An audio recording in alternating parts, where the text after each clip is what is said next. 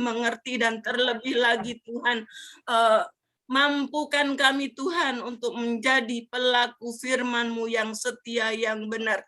Urapi hamba-Mu, Pendeta Bram Manaha Tuhan, untuk menyampaikan kebenaran firman-Mu pagi ini. Biarlah melalui beliau kami semua boleh diberkati. Terima kasih Tuhan.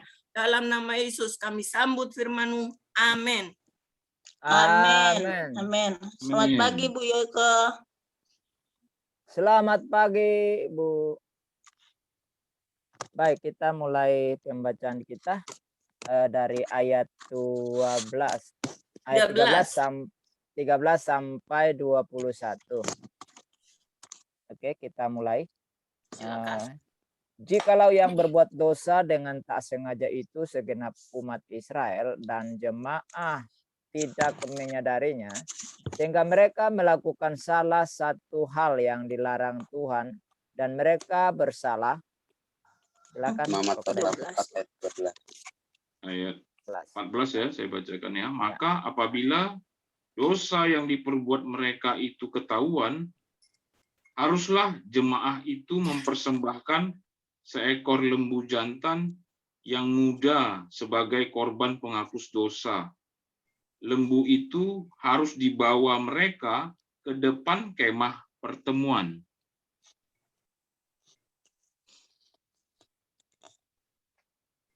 Resti. 15.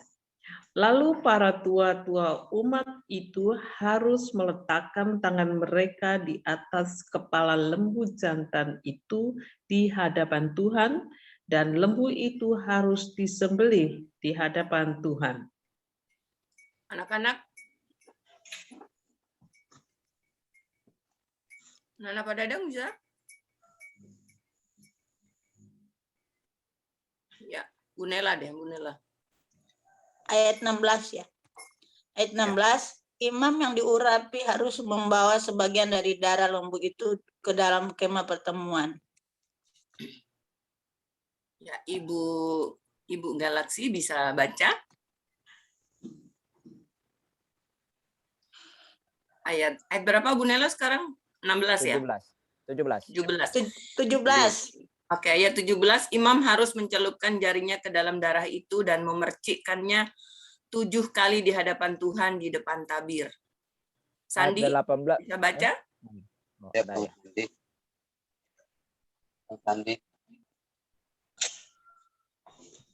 Ya, Umbram. Nah, Sandi. Itu sudah ada suaranya. 18. Tidak lagi nama. 1, 2, 3. Kemudian dari darah itu harus dibuburnya sedikit pada untuk mesbah di hadapan Tuhan dalam kemah pertemuan, dan semua darah lebihnya harus dicurahkannya kepada bagian bawah mesbah korban bakaran yang di depan pintu kemah pertemuan. Ayat 12, segala lemak harus dikhususkannya dari lembu itu dan dibakarnya di atas mezbah. Ayat 20, beginilah harus diperbuatnya dengan lembu jantan itu, seperti yang diperbuatnya dengan lembu jantan korban penghapus dosa. Demikianlah harus diperbuatnya dengan lembu itu. Dengan demikian, imam itu mengadakan pendamaian bagi mereka, sehingga mereka menerima pengampunan. 21. Dan haruslah ia membawa lembu jantan itu keluar perkemahan, lalu membakarnya sampai habis, seperti ia membakar habis lembu jantan yang pertama.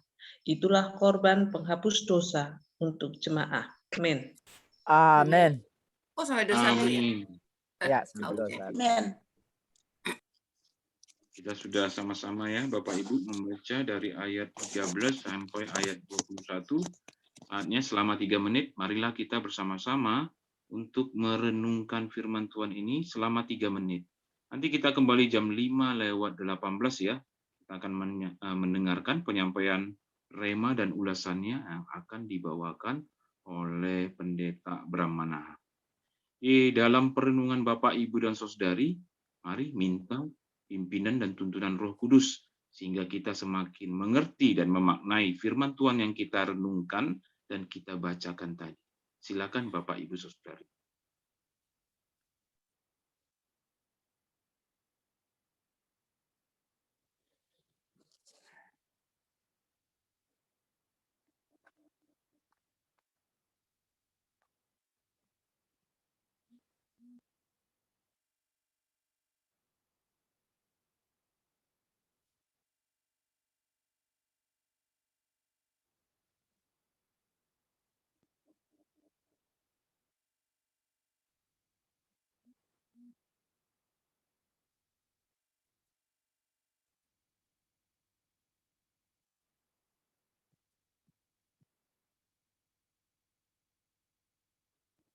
Oke, jam sudah menunjukkan jam 5:18, berarti kita sudah 3 menit ya merenungkan firman Tuhan ini tadi.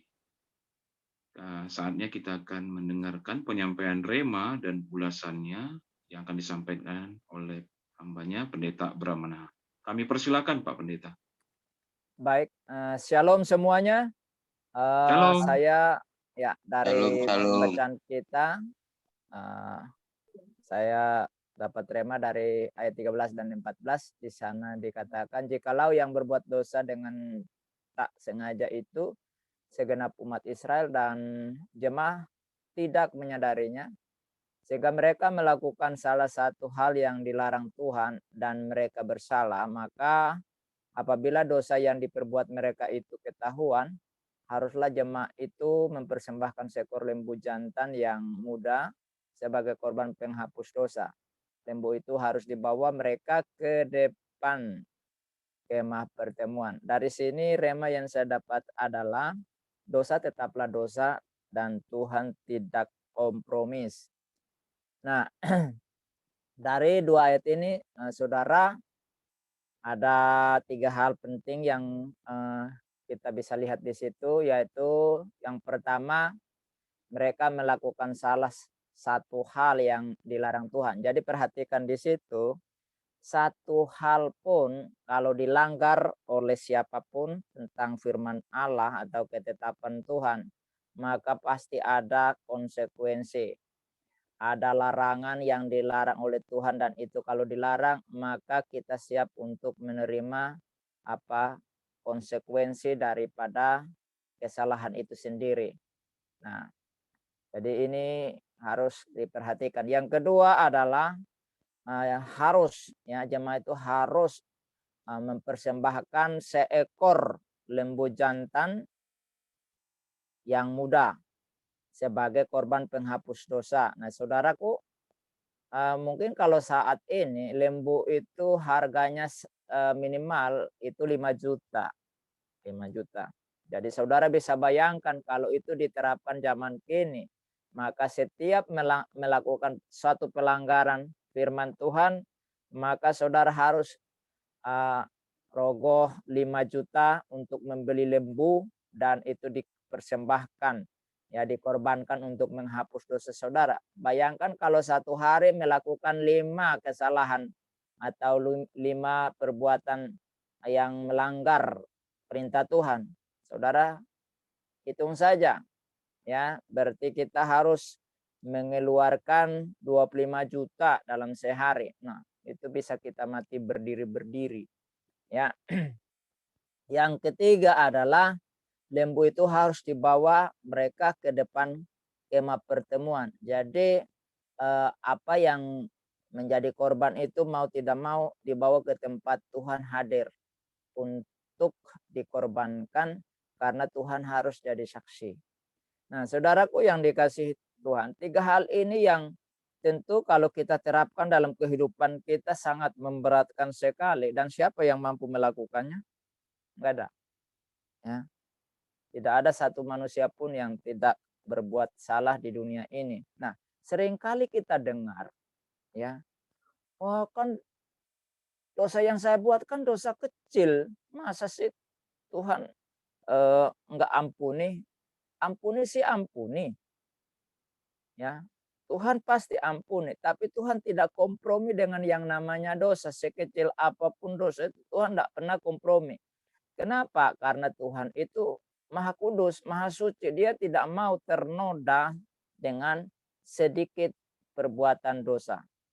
Jadi Tuhan tidak kompromis, tidak ada alasan dosa kecil, dosa besar. Seringkali saya katakan, emangnya kalau buat dosa kecil itu kalau masuk neraka tinggal di di pinggir neraka gitu, biar dekat dengan ventilasi neraka sehingga dapat angin dari luar gitu, jadi agak sejuk begitu.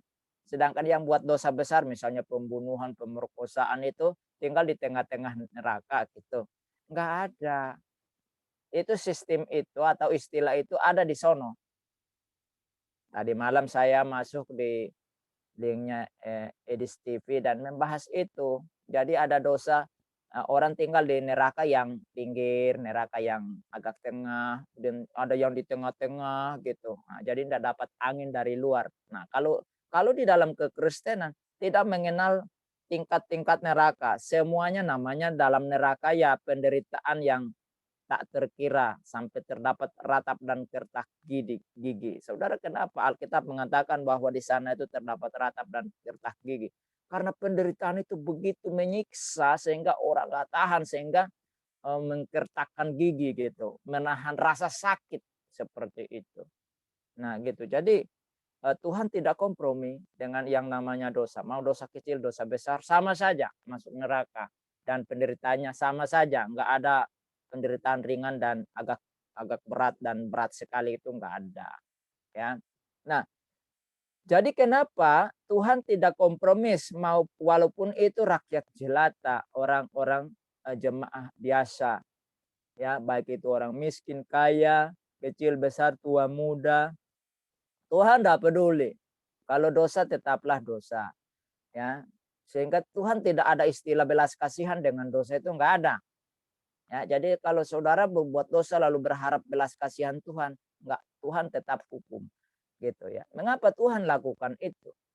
Karena rasa sayang Tuhan kepada saudara dan saya. Ya. Nah, di dalam Ibrani pasal 12 ayat 6 sampai dengan 8 dikatakan, karena Tuhan menghajar orang yang dikasihinya dan ia menyesah orang yang diakuinya sebagai anak. Jika kamu harus menanggung ganjaran Allah memperlakukan kamu seperti anak. Di manakah terdapat anak yang tidak dihajar oleh ayahnya? Tetapi jikalau kamu bebas dari ganjaran yang harus diderita setiap orang, maka kamu bukanlah anak, tetapi anak-anak gampangan. Nah, jadi Tuhan lakukan itu. Tuhan bandingkan dengan seorang ayah yang kalau sayang anaknya harus diganjar kalau dia lakukan kesalahan. Anak saya satu, anak tunggal, cewek lagi. Ya, orang pikir anak satu pasti dimanja, enggak ada. Anak kami tidak kenal yang namanya manja di rumah. Kalau salah tetap dihukum. Ya, jadi enggak ada. Kenapa? Karena kita sayang. Kita nggak mau, ya puji Tuhan, hari ini anak saya bisa ambil keputusan menjadi hamba Tuhan, ya. Waduh, bangga sekali. Saya nggak pernah bermimpi kalau dia jadi hamba Tuhan, ya. Dia mau jadi hamba Tuhan. Tetapi ada ponakan, sejak kecil nggak pernah ayahnya sama ibunya itu pukul dia. Ibunya kalau mau pukul ayahnya bela-bela, jangan. Sekarang apa? Jadi badung sekarang, anak cewek, tapi badungnya minta ampun. Ya. Udah umur sudah 25 tahun, udah tua, enggak mau diberitahu. Buat ibunya sampai kurus kerempeng. Tadinya gemuk, sekarang sudah jadi kurus. Nah, saudara, jadi Tuhan lakukan itu karena dia sayang dengan kita. Ya, sangat sayang dengan kita. Kalau kita enggak dihajar, ya berarti kita anak gampangan, anak haram, anak haram, anak yang tidak diakui. Ya. Nah, di dalam ayat 11 dikatakan, memang tiap ganjaran pada waktu ia diberikan tidak mendatangkan sukacita, tetapi duka cita. Tetapi kemudian ia menghasilkan buah kebenaran yang memberikan damai kepada mereka yang dilatih olehnya. Nah, saudara, tadi sebelum kita masuk di dalam saat teduh ini, kita ngobrol-ngobrol tadi kan. Nah, Bulin bilang tadi kan, ada orang yang menganggap dirinya sudah dalam Kristus, taunya belum, ya kan? Terus kalau ditegur, itu uring-uringan, ya kan? Memang ketika kita ditegur itu enggak enak. Ya, saya sebagai hamba Tuhan, gembala sidang, ketika jemaat menegur, enggak enak memang. Hati ini enggak enak. Tapi karena saya mengerti bahwa mereka mengasihi saya, ya saya harus terima itu. Saya harus koreksi diri dong. Kan begitu. Karena mereka sayang. Nah, kadang-kadang ada orang yang ditegur, marah-marah, enggak senang, enggak mau ngomong sama orang yang menegur, enggak mau nyapa, dan seterusnya. Padahal orang yang mengingatkan kita itu kan dia sayang dengan kita. Dia ingin kita lebih baik, ya kan? Tapi kadang-kadang kita punya pikiran negatif terhadap orang gitu loh. Nah, sama kadang-kadang orang punya pikiran negatif dengan Tuhan. Ketika Tuhan kasih ajaran, masa sih saya sudah setia sama Tuhan, kok ketika saya lakukan kesalahan sedikit, masa sih Tuhan enggak maklumi? Loh, berarti Anda itu bukan anak loh. Karena Tuhan sayanglah, maka Dia menegur kita. Bahkan kita dihukum, ya. Kita dilatih supaya menjadi orang yang imannya bagus. Kan di sini dibilang, ya. Memberikan damai kepada mereka yang dilatih olehnya. Saya dulu waktu bela diri, waduh, menderita sengsara, ya kan? Kuda-kudanya kurang pas, itu datang pelatihnya itu tendang dengan sepatu larsnya itu di tulang kering kita, pok gitu. Waduh, sakit sekali. Ya kan? Kadang kita dibanting sana, dibanting sini, dikancing, waduh, cukup menderita. Tapi setelah kita dapat ilmunya, kita bangga. Wah, enggak sia-sia, ya. Begitu juga dengan Tuhan. Tuhan melatih kita, Dia menghukum kita supaya apa? Kita jadi orang yang hebat. Bahkan seringkali saya enggak malu untuk bersaksi kepada orang. Ayah saya kalau dulu, waduh, luar biasa, lebih daripada militer. Tetapi saya sekarang ngerti. Ketika saya sudah jadi pemimpin, baru saya ngerti, oh, saya dipersiapkan rupanya untuk menjadi pemimpin oleh Tuhan melalui ayah saya. Memang waktu itu enggak enak sekali. Sampai saya pikir ayah saya ini anak kandung apa bukan ya. Ternyata saya anak kandung yang memang dipersiapkan oleh ayah saya. Saya pikir kalau ayah saya masih hidup, dia pasti bangga. Ya, apa yang dia lakukan tidak sia-sia. Anaknya bisa menjadi seorang pemimpin. Ya. Nah, jadi saudaraku yang dikasihi Tuhan, ya, di dalam kitab Wahyu pasal 3 ayat 19 dikatakan, barang siapa kukasihi, ia kutegur dan kuhajar, sebab itu relakanlah hatimu dan bertobatlah. Nah, jadi kalau ada yang menegur saudara, itu tandanya orang itu sayang dengan saudara, ya. Nah, makanya ketika ditegur, ya mestinya berterima kasih dong sama orang. Terima kasih, aku sudah diingatkan. Itu yang benar. Bukannya memusuhi orang itu, ya. Nah, begitu juga dengan Tuhan. Jadi kalau saudara kita mengalami kesulitan, kita lihat dari sudut pandang Tuhan, di mana Dia mengasihi kita dan melatih kita supaya menjadi orang yang handal, ya, imannya di hadapan Tuhan. Nah, itulah sebabnya umat Israel ketika berbuat dosa, walaupun mereka enggak sengaja, ya kan? Mereka enggak sengaja, tapi ada konsekuensi. Mereka harus beli lembu, mereka korbankan di hadapan Tuhan. Setelah mereka korbankan itu, Tuhan ampuni mereka, ya. Dan mereka akan mengalami damai sejahtera, sukacita dalam hidupnya. Ini rema yang saya dapatkan, yang saya bisa bagikan dengan saudara-saudara pagi hari ini. Kiranya dapat memberkati saudara, membangun iman percaya kita kepada Tuhan kita Yesus Kristus, supaya kita jangan lakukan dosa, ya. Kita harus perhatikan supaya kita tidak melakukan pelanggaran terhadap firman Tuhan. Tuhan Yesus memberkati, dan mungkin teman-teman ingin untuk melanjutkan dengan membagi rema bagi kita pagi ini, silahkan untuk boleh berbagi. Silakan Bro Kodek.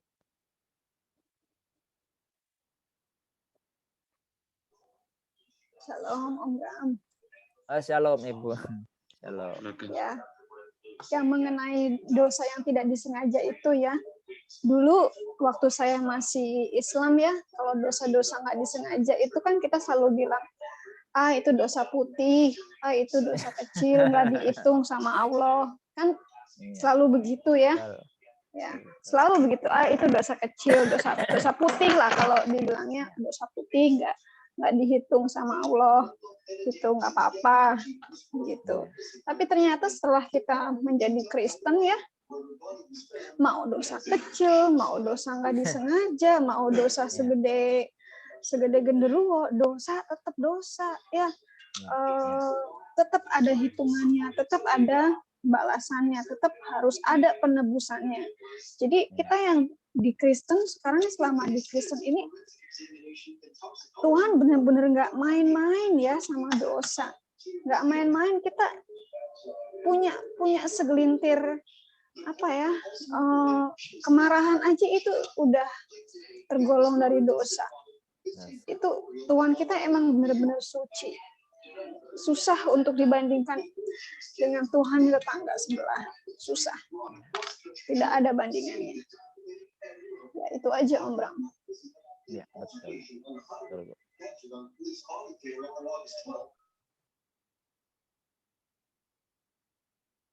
Silakan yang lain teman-teman.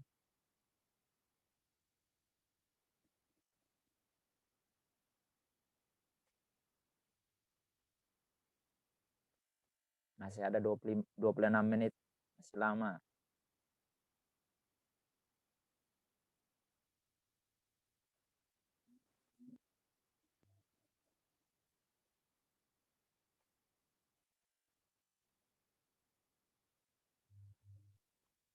Ya, dari Halo. saya deh.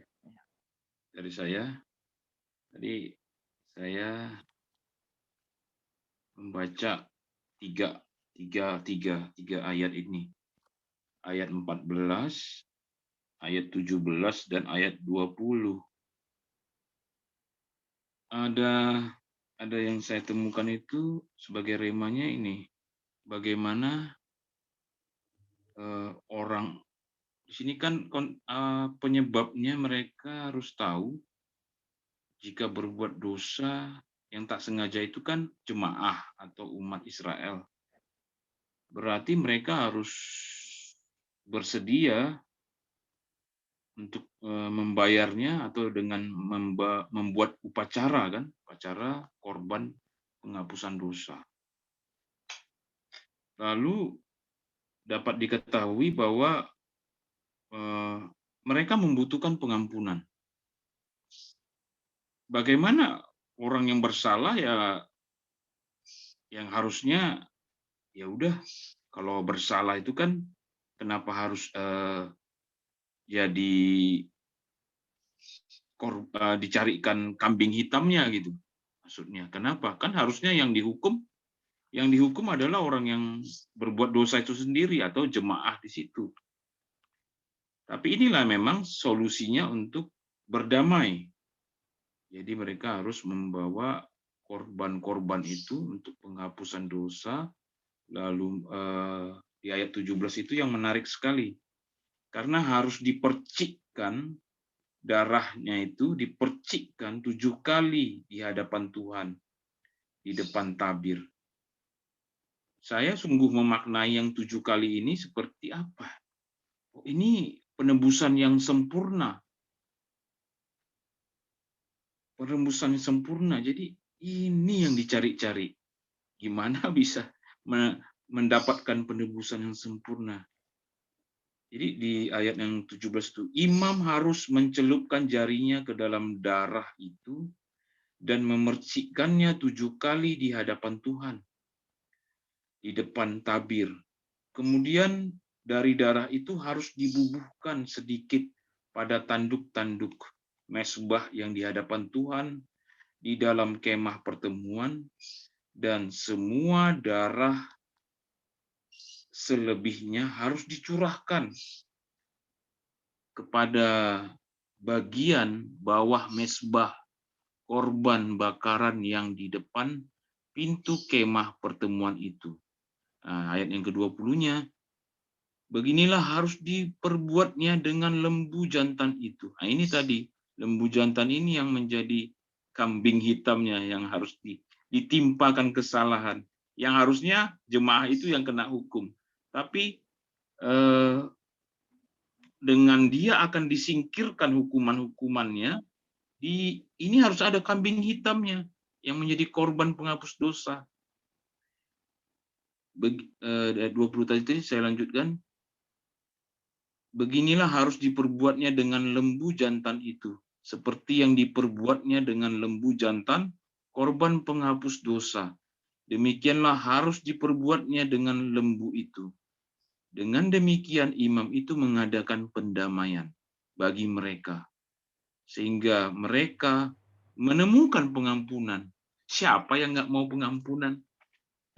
Setelah berbuat dosa, lalu dia membuat upacara penghapusan dosa, dikorbankan, lalu ditebus dan dapat pengampunan karena sudah berdamai dengan pihak yang otoritasnya lebih tinggi, di mana di sini Tuhan, karena mereka jelas-jelas berbuat dosa di hadapan Tuhan. Saksinya ada. Jadi apa yang darah yang dipercikkan itu harus di hadapan Tuhan. Harus di hadapan, bukan disembunyiin. Jadi benar-benar dosa itu diungkapkan, disingkapkan. Jadi nggak bisa lagi ditutupin. Harus dibuka. Kelihatan, ada saksinya yang melihat. Tuhan sendiri menyaksikan. Ya 17 itu kan jelas. Dipercikkan 7 kali di hadapan Tuhan, di depan tabir. Berarti mata Tuhan tidak melihat bagaimana upacara ini terjadi. Nah, yang luar biasanya adalah saya temukan remanya itu, siapa sih korban yang sempurna ini? Saya coba cari-cari itu. Ternyata saya temukan itu di dalam diri Yesus Kristus. Korban yang memang sempurna, yang telah memang mati di kayu salib untuk mencurahkan darahnya menjadi tebusan bagi banyak orang. Ini yang luar biasanya. Dan darah Kristus itu darah yang memang menghapus dosa semua orang percaya, yang percaya kepadanya. Bagaimana yang tidak percaya? Ini yang belum datang kepada Tuhan Yesus.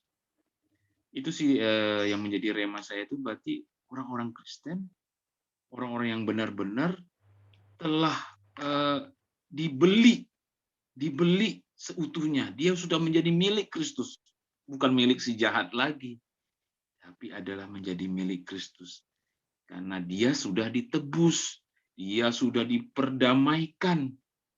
Nah, itu dia, luar biasa. Terima kasih. Itu dari saya remanya. Mungkin dari antara Bapak, Ibu, dan teman-teman, atau mungkin Pak Pendeta juga mau menanggapi, silakan. Oh iya. Ada sesuatu rahasia di situ. Dari ayat 13 dan 14. Kan di situ dikatakan dosa dengan tidak sengaja ya. Artinya orang itu, lalu di situ dikatakan jemaat tidak menyadari. Artinya jemaat itu nggak tahu kalau itu dosa. Ya. Apalagi mereka lakukan dengan tidak sengaja. Tetapi dalam ayat 14 dikatakan apabila dosa yang diperbuat mereka itu ketahuan. Saudara pernah berpikir ada dosa yang tidak disadari orang. Orang nggak tahu kalau itu dosa. Tetapi akhirnya ketahuan. Oke, mungkin kalau saudara berbuat ada sebuah tindakan, ketahuan kan, tahu ya. Tapi bagaimana mungkin apa yang ada di pikiran Anda itu bisa orang tahu? Nggak mungkin kan? Nggak ada yang tahu. Ya. Dan itu dosa-dosa yang tidak sengaja dilakukan tapi dia muncul di pikiran. Jadi dosa itu kalau menurut agama lain itu sebuah tindakan yang terjadi yang melanggar perintah, baru itu dosa. Tapi kekristenan berbeda. Kekristenan itu dosa itu dimulai dari pikiran, dari hati. Ya, maka Yesus katakan barang siapa melihat wanita dan menginginkan, dia sudah berzina.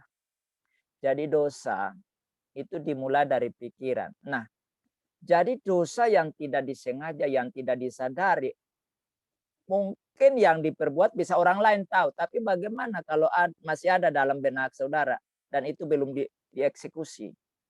Orang nggak tahu. Nah, tapi bagaimana itu bisa ketahuan? Berarti ada satu sosok yang mengamati itu dan dialah yang mengungkapkan, yaitu Tuhan. Nah, oleh karena itu saya bilang, kita tidak bisa bersembunyi di hadapan Tuhan. Dosa apapun yang Anda sembunyikan, kita sembunyikan. Ibaratnya seperti kita membungkus bangkai di dalam kertas kado. Bagaimanapun akan tercium ketahuan. Begitu dengan dosa. Sepandai-pandainya kita menyembunyikan di dalam pikiran kita, Tuhan akan singkapkan. Maka saya bilang, kalau kita berbuat dosa, oke, orang tak tahu. Tapi ingat, cepat ataupun lambat, Tuhan sendiri yang akan singkapkan. Tidak ada yang bisa lari dari Tuhan. Nah, oleh karena itulah Tuhan ingin supaya kita suci. Suci dari dalam, bukan dari luar. Anda tidak bisa cuci kaki tangan, lalu itu menyucikan Anda. Yang paling penting adalah hati Anda yang harus dicuci oleh Tuhan. Maka Tuhan katakan ada sunat hati. Anda boleh sunat sampai habis milik saudara, apapun yang menjadi milik saudara. Tetapi kalau Anda sunat hati, sama saja. Nggak ada gunanya sunat lahiriah. Yang paling penting sunat hati. Nah itu ya, jadi dari dalam itu dibersihkan. Kalau saudara punya tangki air minum, Anda isi air. Kalau di dalamnya itu bersih, maka air yang keluar pasti bersih. Tapi kalaupun di dalam itu masih penuh dengan kotoran, Anda isi air sebanyak apapun tetap air itu kotor. Ya, tetap kotor. Anda isi air baru tetap jadi kotor karena dari dalam. Begitu. Nah, oleh karena itu ya marilah kita setiap hari kita harus perhatikan diri kita. Maka waktu malam kita harus merenung. Sepanjang hari ini saya lakukan apa ya? Mari kita bertindak seperti Ayub. Ayub itu setiap hari dia datang kepada Tuhan. Mengorbankan korban. Anak-anaknya setelah melakukan pesta, dia datang kepada Tuhan. Minta ampun sama Tuhan. Siapa tahu anak-anaknya telah melanggar perintah Tuhan. Kita harus bersikap begitu. Nah, saya tidak tahu saudara. Apakah ketika pagi saudara datang sama Tuhan, kemudian malam lagi datang sama Tuhan dan minta ampun sama Tuhan? Kan kita nggak tahu. Mungkin kita telah melakukan dosa sepanjang hari itu. Nah, kita datang. Ngaku sama Tuhan. Baik dosa yang kita sadari ataupun dosa yang kita tidak sadari, kita harus ngaku sama Tuhan. Biar Tuhan beracara dengan kita, menyucikan kita. Itu tambahan dari saya.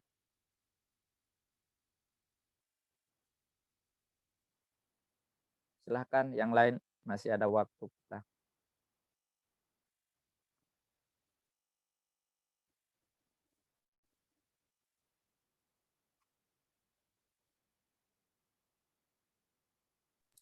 Iya. Ini kan dosa jemaah ya, dosa berjamaah istilahnya.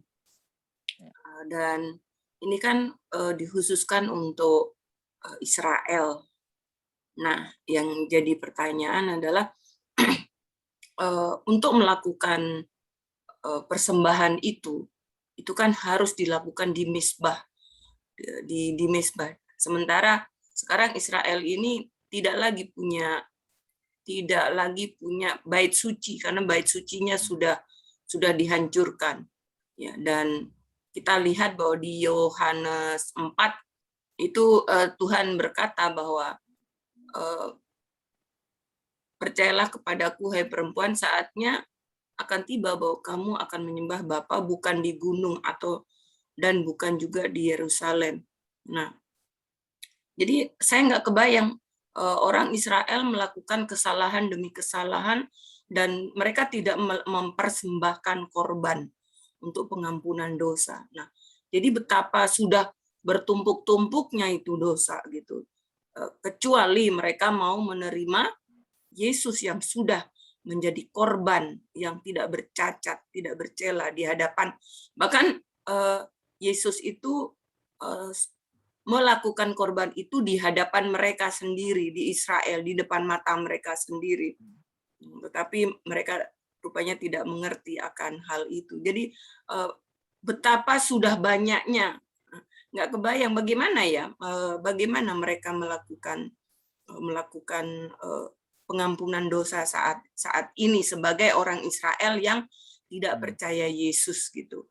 Karena saya pernah mengikuti sebuah webinar ya, bahwa rabi-rabi yang ada zaman pada Yesus itu adalah bukan rabi-rabi yang dipilih oleh Tuhan, tetapi itu udah ada unsur politik gitu. Ada apa, orang itu merasa bergengsi jika orang itu memiliki gelar sebagai rabi gitu. Jadi bukan lagi murni, bukan lagi seperti dulu adalah yang seorang imam dipilih oleh Tuhan gitu ya. Nah, tapi di zaman Yesus saat itu rabi-rabi itu bukan dipilih oleh Tuhan, karena Tuhan kan sudah lama waktu itu tidak berbicara tidak ada nabi yang berbicara kepada Israel. Nah, jadi saya nggak kebayang betapa banyaknya, betapa sudah lamanya mereka tidak lagi mempersembahkan korban pengampunan dosa. Nah, tolong koreksi saya kalau ada yang salah, Om Bram. Ya. Itu aja dari saya. Ya, saat ini mereka masih lakukan kalau Yahudi ya, di luar Kristen ya. Pokoknya Kristen Mesianik ya, sama aja. Kristen itu kan Mesianik itu kan Kristen, istilah lain itu kan Kristen. Nah, kalau Yahudi yang belum percaya Yesus masih lakukan, tapi mereka lakukan itu apa bedanya dengan agama lain? Sama. Jadi mereka silakan, mereka berkorban, tapi mereka tidak dapat keselamatan, tidak dapat pengampunan. Lalu pertanyaan berikut, tapi mengapa Israel saat ini tidak punah gitu?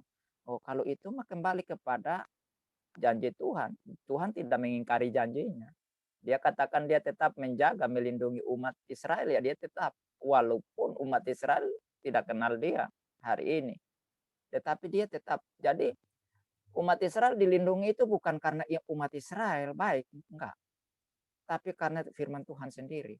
Jadi Tuhan konsisten gitu. Nah, sama dalam penerapan dengan kita juga begitu. Apapun dosa yang kita lakukan bukan karena kita baik, tapi karena firman Tuhan. Tuhan selalu berpegang pada firman gitu. Jadi bukan karena kita baik, karena kita setia. Oh enggak. Enggak.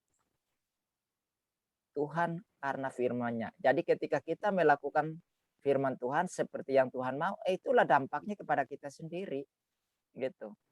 Nah, jadi Tuhan kasih hukum-hukumnya. Kalau kamu mau supaya diberkati atau kamu tidak diberkati, kalau kamu mau selamat atau tidak selamat, ya ini hukum yang sudah saya kasih, aturan yang sudah saya kasih, tinggal kamu laksanakan. Kalau kamu mau supaya ada di apa yang aku mau, ya kamu harus ikutin ini, undang-undang ini, aturan ini, perintah ini, firman ini, gitu.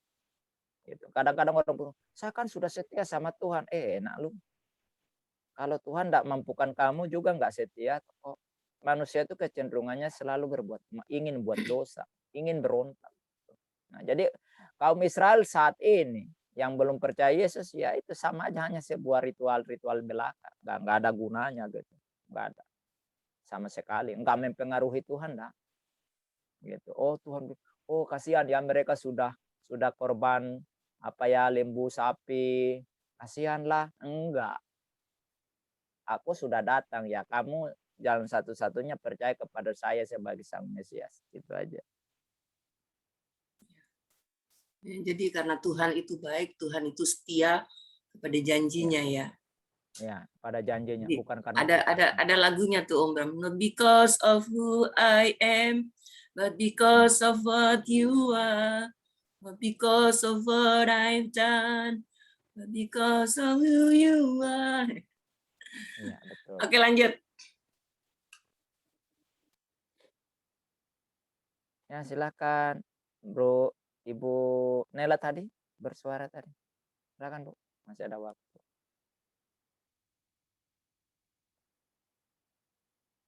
Halo. Ya. Jadi, iya, maksudnya kalau kita sekarang ya kembali yang kayak kemarin saya bilang, menentukan kita tidak berpikiran, tadi Pak Om Bram bilang pikiran kita yang diperbarui kan, pikiran kita yang jadi kita melakukan kadang-kadang kita cuma kudus di luar tapi di rumah jadi semua yang tidak benar. Nah, yang kita belajar mau di luar, mau di kamar, mau dimanapun, ya kita posisi kudus. Karena tadi Om Bram bilang kan, dengan Tuhan tidak ada dosa sedikit pun gitu. Dan itu benar, dosa fatal. Tapi kita kan sudah ditebus Tuhan. Ketika kita mengaku dan kita percaya pada Tuhan, kita sebenarnya sudah ditebus. Nah, cuma memang komitmen kita untuk meninggalkan dosa ya dari kita, pilihan kita kembali. Nah, gitu. Banyak hal kan, maksudnya di luar kita baik, di rumah kita nggak tahu terjadi dengan orang yang membantu kita, dengan anak kita, dengan sebagainya. Nah, makanya mau di luar maupun di dalam kita harus melakukan ya firman Tuhan tadi, mengasihi tuh, pikiran kita posisi kudus tetap gitu. Dulu ya, saya pribadi, saya kembali bilang saya dari orang Nado, pikirannya kita punya dosa turunan. Nah, tapi ketika di gereja sih pendoa, tapi di rumah pikirannya nggak jelas gitu. Tapi ketika saya menemukan kebenaran, bahwa saya sudah dibenarkan, saya sudah dikuduskan, saya belajar bukan cuma di gereja doang. Nah, sampai di rumah saya belajar untuk maksudnya saya terapkan firman Tuhan itu dalam pikiran saya, bahwa saya itu orang sudah kudus, orang benar. Nah, dari situlah mulai terhindar, dan kita harus belajar mengisi pikiran kita, merubah, mengisi dengan apa? Dengan kebenaran firman, sehingga itu pola pikir yang lama itu jadi berubah sesuai dengan firman. Tapi kembali keputusan kita. Dulu saya suka nonton TV gitu, nonton film di TV dan di sinetron zaman-zaman dulu. Waktu saya mau alihkan, saya sudah dari dulu sih sering dengar firman ya. Waktu saya mau alihkan sungguh-sungguh untuk mendengar yang lain. Bukan berarti kita tidak usah dengar yang lain ya, tidak salah gitu. Terserah keputusan kita. Kalau itu membangun iman kita, dengar. Kalau tidak membangun ngapain gitu kan. Ketika saya memutuskan untuk mendengar firman, baca firman, putar lagu rohani dengan khotbah, itu rasa sepinya minta ampun. Balik lagi ke ini. Tapi saya bilang, Tuhan saya mau belajar. Sekarang hampir 90% saya udah nggak nonton TV. Apakah karena aku nggak suka? Bukan. Akhirnya saya jadi nggak harus dipaksa-paksa lagi. Kalau dulu kan dipaksa banget. Harus ini, harus. Nah, sekarang nggak terikat lagi di situ maksudnya. Tapi apakah salah orang nonton TV? Enggak juga, nonton berita, nontonnya. Ya kembali pada kita sih itunya. Jadi yang menentukan kita, yang maksudnya pribadi ya. Kudus itu bukan cuma di luar, tapi di rumah pun pikiran kita dalam posisi kudus. Ada tadi hubungan dengan Tuhan. Gitu. Ketika kita berhubungan dengan Tuhan dari bangun pagi, mungkin ada jarang doa pagi pribadi misal, bukan jarang sih maksudnya, tapi komunikasi itu dari pagi sampai mau tidur, dari bangun pagi sampai mau tidur lagi. komunikasi dengan Tuhan, sehingga kita terhindar dengan sendirinya, kita terhindar dari hal-hal. Kadang-kadang iblis taruh di pikiran ini, terus mikir, kita kan renungin, ini benar apa enggak ya? Oh enggak benar, enggak jadi gitu. Itulah Roh Kudus yang mengingatkan kita, kan kita minta Roh Kudus lalu mengingatkan kita benar apa enggak. Sekalipun kadang-kadang mungkin baik, tapi belum tentu benar di hadapan Tuhan. Itu aja, makasih, Tuhan Yesus berkati. Oke. Mungkin tinggal 3 menit. Saya ini dulu ya. Apa yang dikatakan oleh Bu Nela, supaya jangan salah dipengerti ya. Kita sebagai manusia, apakah kita tidak boleh nonton TV? Ada orang yang ekstrim, tidak boleh nonton TV. Itu sesat juga. Ya. Apakah kita tidak boleh nonton sinetron? Ya, seperti kata itu ada ulama itu sesat juga. Kita sebagai manusia kita butuh semua itu. Contoh, kita nonton sinetron yang mendidik misalnya kan.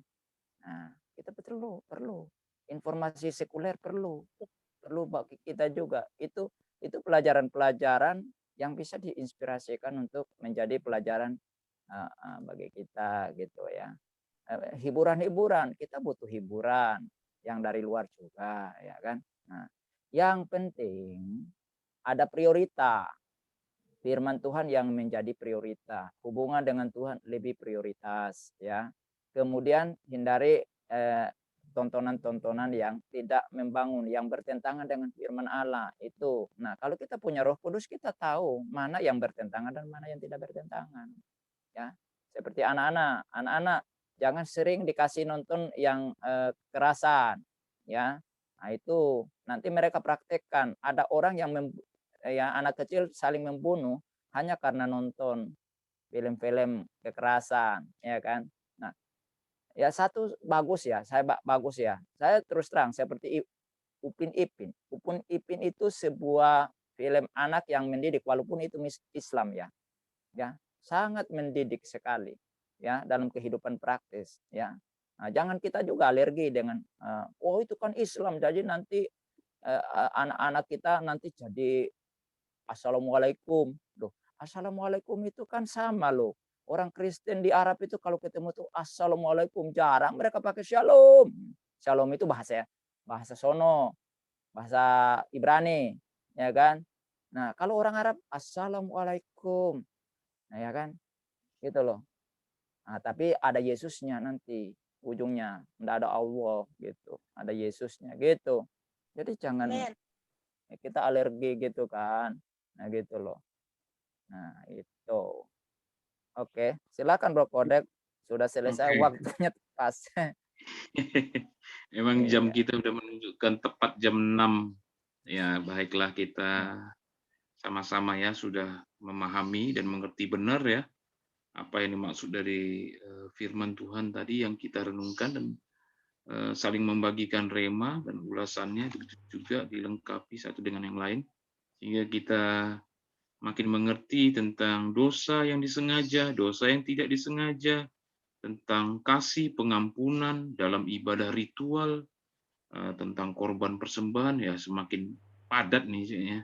Kalau ini dibandingkan dengan sekolah teologi ini lebih padat lagi nih Pak Pendeta. Iya. Benar. Oke. Tiap hari ya. Tiap hari, iya. Baik, kita akan tutup ya ibadah saat teduh bersama WFM untuk edisi hari ini, hari Rabu 13 Oktober tahun 2021. Mungkin Bapak Ibu ingat lagu ini. Setelah lagu ini nanti kita akan terima berkat dari hambanya Pendeta Bram Manaha. Ini ada lagu lama saya pikir.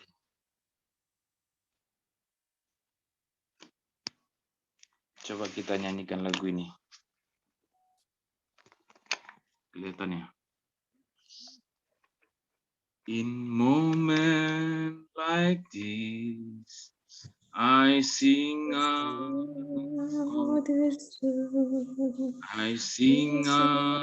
a love song to Jesus.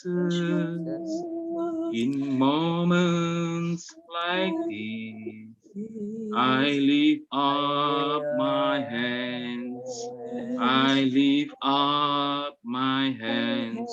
to the Lord, singing I love you, Lord.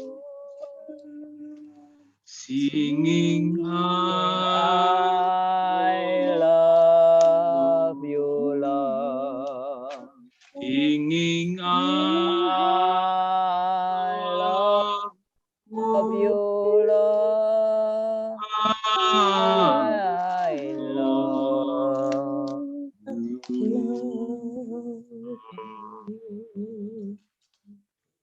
Mari kita menerima berkat Tuhan yang akan disampaikan oleh hambanya, Pendeta Bram Manaha.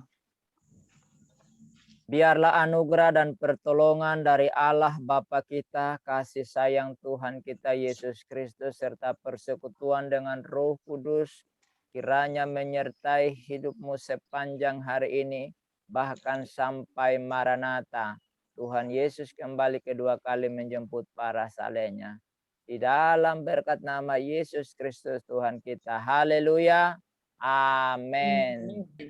Amin. Oke, selamat pagi semuanya. Kok langsung berkat, Kodek?